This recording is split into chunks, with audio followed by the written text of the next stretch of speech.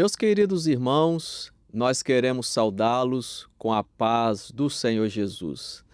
Estamos aqui mais uma vez para apresentarmos o nosso Personagens Bíblicos, que é um programa que anunciamos nos canais oficiais da Igreja Cristã Maranata, onde abordamos, à luz da Palavra de Deus, aspectos históricos e proféticos de personagens bíblicos descritos na Escritura Sagrada. Hoje estaremos estudando sobre um homem, um servo de Deus, um profeta, cujo nome significa "O Senhor é meu Deus". Um homem que orou a Deus e Deus mandou cair fogo do céu. Hoje estudaremos sobre a vida do profeta Elias. Está aqui conosco o pastor Luiz Carlos. Pastor Luiz, a paz do Senhor. A paz do Senhor, pastor Marcos, a paz do Senhor a todos que estão conosco. Amém. Para iniciarmos aqui o nosso estudo, nós gostaríamos de deixar um texto da Palavra de Deus que está no primeiro livro de Reis, capítulo 17, verso 1, que diz assim: Então Elias, o tisbita, dos moradores de Gileade, disse a Acabe: Vive o Senhor, Deus de Israel, perante cuja face estou, que nestes anos nem orvalho nem chuva haverá, senão segundo a minha palavra. Pastor Luiz, quando falamos do nome de Elias, na verdade é um personagem que temos muitas coisas a aprender com ele, não é verdade? Isso mesmo. Há uma riqueza muito grande de profecias nessa história de Elias. Uma riqueza que vai nos remeter para um tipo, em muitas fases da vida de Elias, do Espírito Santo. E nós vamos ver, durante o desenvolver da palavra, deste programa, como que o Senhor vai usar Elias e profeticamente vai apontar para operações do Espírito Santo, tanto no Velho Testamento quanto no Novo Testamento. Então nós vamos ver nos versículos aqui como que o Senhor mostra a respeito disso. Pastor Luiz, quando nós lemos aqui o texto, a palavra nos fala que Elias ele tinha uma característica, né? Ele era um tisbita. Tisbita aqui não era o sobrenome dele, era justamente um lugar, né, chamado Tisbe, que pertencia às regiões de Gileade. Isso. E quando nós vemos esse lugar, nós vemos que não é um lugar de expressão diante ali do povo daquele lugar, né? É interessante que o próprio Senhor Jesus, quando vai se referir a João Batista, porque havia uma promessa que Elias viria. Então, quando o Senhor Jesus fala a respeito de João Batista, fala, Elias já veio. Então, o Senhor vai comparar João Batista, na realidade, o mesmo Espírito que estava sobre Elias é o mesmo Espírito que estava sobre João Batista. Mas quando nós vemos a característica dos dois, são muito semelhantes, né? A simplicidade, a maneira que Elias foi usado, a maneira que João Batista foi usado, até as vestes dos dois eram semelhantes, né? Amém. Agora, pastor Luiz, o profeta Elias, ele surge dentro de um cenário onde o rei da época, chamado Acabe, junto com a sua esposa, a rainha Jezabel, eles eram altamente idólatras, né? Então, eles estavam fazendo coisas altamente abomináveis a Deus. Elias, ele surge na história dentro desse contexto, não foi isso? Isso. E veja bem, você tinha lá, Israel já estava dividido em dois reinos, Judá e Benjamim, que era o reino do sul, e Israel, que eram as 10 tribos do reino do norte. Israel, no reino do norte, através de Jeroboão, fez coisas abomináveis ao Senhor. E o Senhor vai levantar Elias exatamente nesta região de Israel e também num período do rei que foi também, segundo a palavra, foi rejeitado pelo Senhor porque ele seguiu os caminhos de Jezabel, sua esposa, que nem de Israel não era, mas ela vai trazer todos os maus costumes da sua terra para a terra de Israel, mas o Senhor vai levantar Elias para repreender essa situação lá no meio do povo de Israel. Interessante, pastor Luiz, quando nós vemos aqui a palavra, no capítulo 17, verso 6, nós vemos que Deus, quando enviou Elias ali para um propósito estabelecido por ele, Deus ele não deixou faltar nada. No verso 6 nos fala que os corvos lhe traziam pão e carne pela manhã, como também pão e carne à noite, e bebia do ribeiro. Então nós vemos o sustento da parte de Deus para com a vida de Elias durante toda esta caminhada. Isso. Então, só para nós entendermos, nós vamos começar no verso 1, nós vamos chegar no 6, para entendermos a operação do Espírito Santo. No verso 1, o Senhor diz assim, que nestes anos nem orvalho, nem chuva haverá, senão segundo a minha palavra. O que o Senhor estava falando aqui? O Senhor estaria falando que para Israel não haveria derramamento do Espírito Santo, mas haveria operações do Espírito Santo segundo a palavra do Senhor. Então nós sabemos que o Espírito Santo só foi derramado depois da morte e ressurreição do Senhor Jesus, lá em Pentecostes, quando vai operar na vida da igreja. Mas durante o período de Israel, não havia o derramamento do Espírito Santo. Havia somente operações pontuais do Espírito Santo, segundo a orientação do Senhor. O que diz a palavra? Segundo a palavra do Senhor. Deus se revelava na vida de profetas. Exatamente. Então aí nós vemos a operação do Espírito Santo no Velho Testamento. Agora nós vamos ver a operação do Espírito Santo na vida do Senhor Jesus. Então veja bem, no versículo 2, 3... Versículo 2, depois veio a ele a palavra do Senhor dizendo, vai-te daqui e vira-te para o oriente, esconde-te junto ao ribeiro de Carite, que está diante do Jordão. Quem que é o ribeiro? O ribeiro é o Senhor Jesus.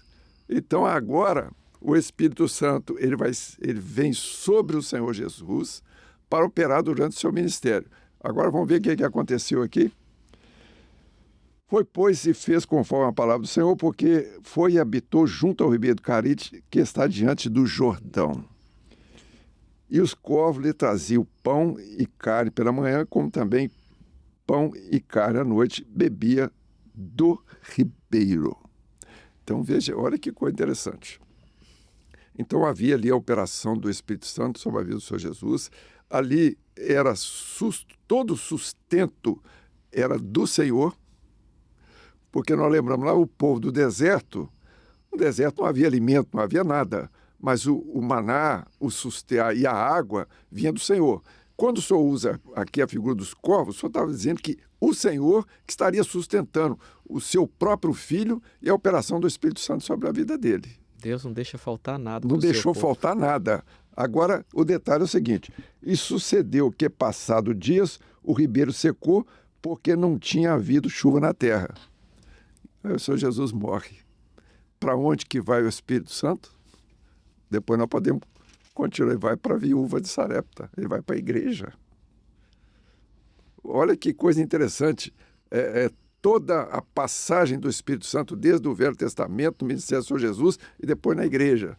Por isso que eu falo que o Elias, ele em determinados momentos da vida dele, é uma figura maravilhosa do Espírito Santo, que está escondido na profecia, apontando para aquilo que o Senhor estaria operando em todo o seu projeto, desde Israel até a vida da igreja. Nós vemos que a palavra de Deus ela é toda profética. Toda profética. Toda profética. Já que o senhor entrou aqui na viúva de Sarepta, mais uma vez lá no verso 8 nós vemos, e veio a ele a palavra do Senhor. Isso. Deus orientando a ele mais uma vez que ele iria na casa de uma mulher viúva. Isso.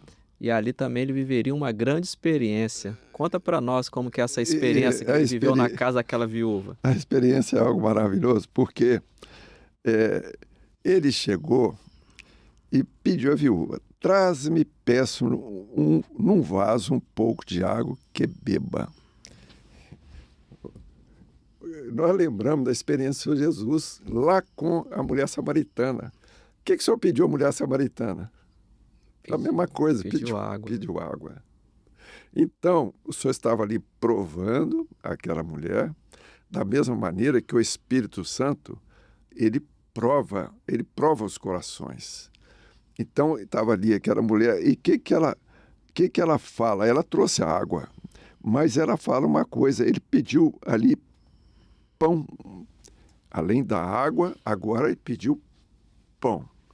Então, veja bem, nós vemos ali essa operação do Espírito Santo na vida da igreja, e o importante, veja bem, primeiro provou, tinha água? Tinha, porque era a palavra. Mas e o pão? Qual que é a resposta dela? Olha só, o pão já era tudo pronto. Ali era a palavra revelada, era o alimento, tudo que precisava para a vida da igreja. Mas olha a resposta dela. Porém, ela disse, vive o Senhor, teu Deus, que nem um bolo tenho, senão somente um punhado de farinha numa panela e um pouco de azeite na botija. O que ela tinha? A farinha e o azeite. Quando Elias pede ali o pão pronto, porque o projeto do Senhor, ele é perfeito e ele é pronto. Só que aquela igreja que o Espírito Santo vai encontrar, nós estamos falando de uma igreja incipiente. Uma igreja que estava começando ali, batizada com o Espírito Santo, porque o Espírito Santo, quando ele visita a viúva de Sarepta, só está mostrando que ele está ali já visitando a igreja, já é o Espírito Santo sobre a vida da igreja. O que a igreja tinha? Tinha farinha e tinha o azeite. Ela era batizada com o Espírito Santo e tinha a palavra que era a doutrina dos apóstolos, que era o que tinha ali. Agora, olha que coisa interessante. Ele diz assim, e vês aqui, apanhei 2 cavacos, vou preparar para mim e para o meu filho. Ela já tinha um filho, quer dizer, a obra já estava lá. Então o Senhor já estava realizando, já tinha realizado uma obra naquela igreja.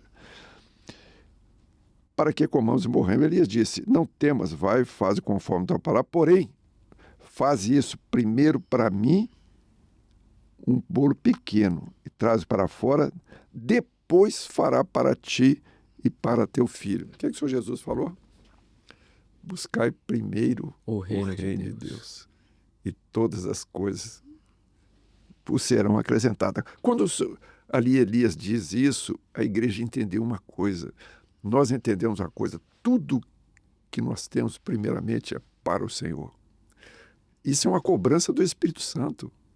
Então, quando o Senhor nos visitou, quando o Senhor nos batizou com o Espírito Santo, quando o Senhor visitou a igreja entendeu uma coisa, tudo em primeiro lugar é para o Senhor. Todo recurso vem de Deus. O recurso vem do Senhor. Quando nós entregamos a nossa vida ao Senhor, tudo para o Senhor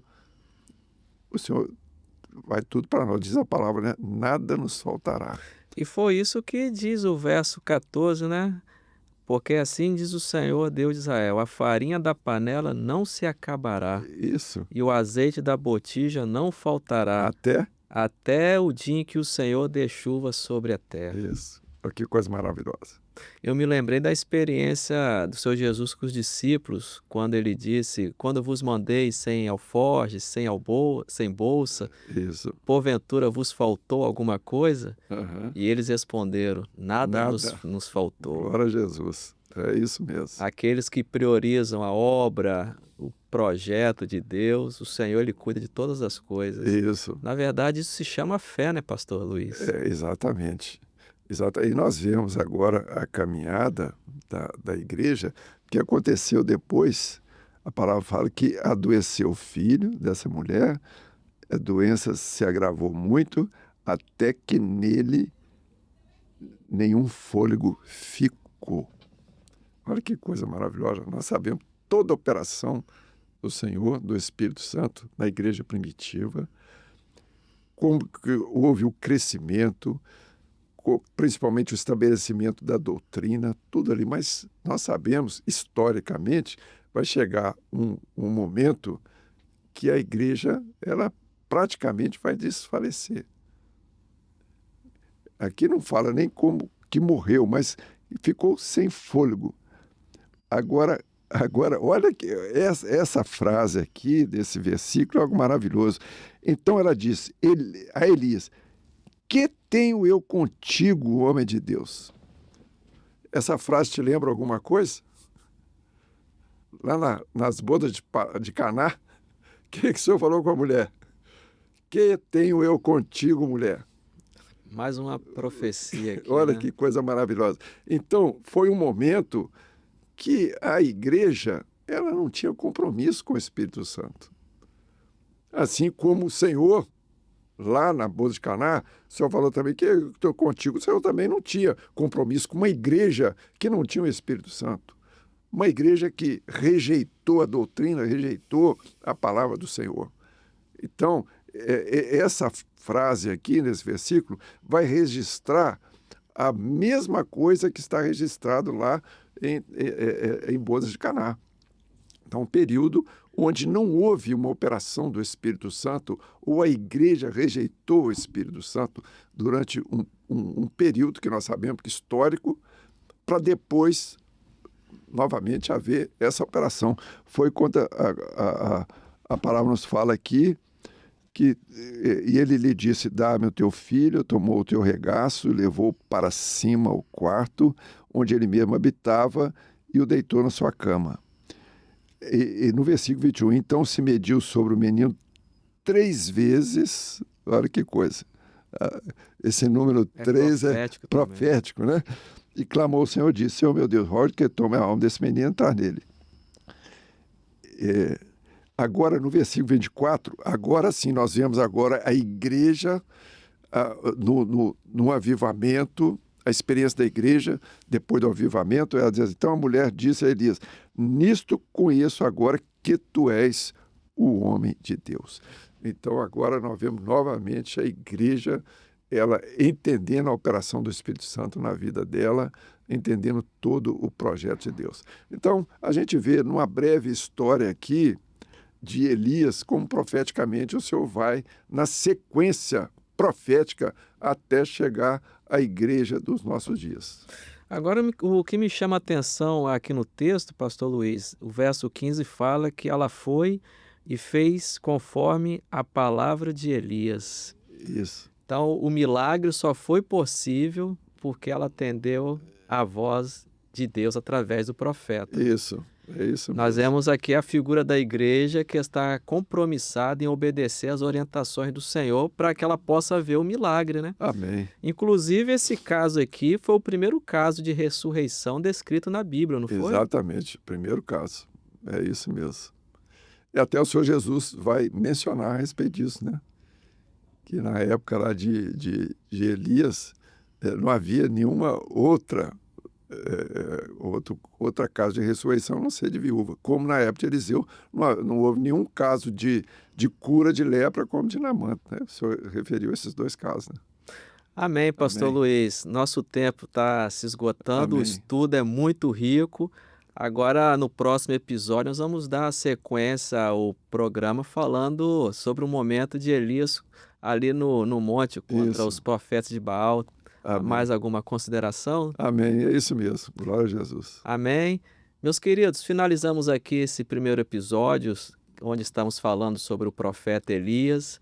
Sempre falamos da importância agora de você na sua casa ler a palavra, meditar na palavra, porque a palavra de Deus é uma fonte inesgotável de revelações, onde o Espírito Santo ele fala, se revela através da palavra. Desejamos assim a todos a paz do Senhor Jesus.